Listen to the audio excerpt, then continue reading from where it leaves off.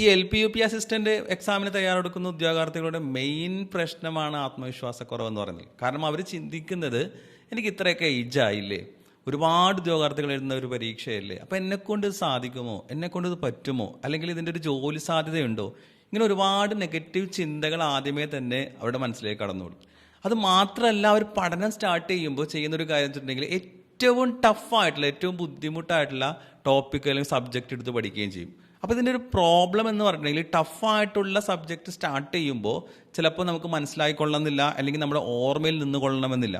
അപ്പോൾ ഒരു വശത്ത് നോക്കുമ്പോൾ ആത്മവിശ്വാസക്കുറവ്, എനിക്കിത് പറ്റുമോ എന്നുള്ളൊരു ചിന്തയും, ഇപ്പുറത്തെ വശത്തേക്ക് നോക്കുമ്പോൾ ഈ പഠിച്ച ഭാഗങ്ങൾ ഓർത്തെടുക്കാൻ പറ്റാത്തൊരവസ്ഥയും. അപ്പോൾ ഇത് രണ്ടുമാകുമ്പോൾ ഉള്ള പ്രശ്നം എന്ന് പറഞ്ഞിട്ടുണ്ടെങ്കിൽ പഠനം അവിടെ തന്നെ സ്റ്റോപ്പ് ചെയ്യും, ആത്മവിശ്വാസക്കുറവ് നന്നായിട്ടുണ്ടാവും.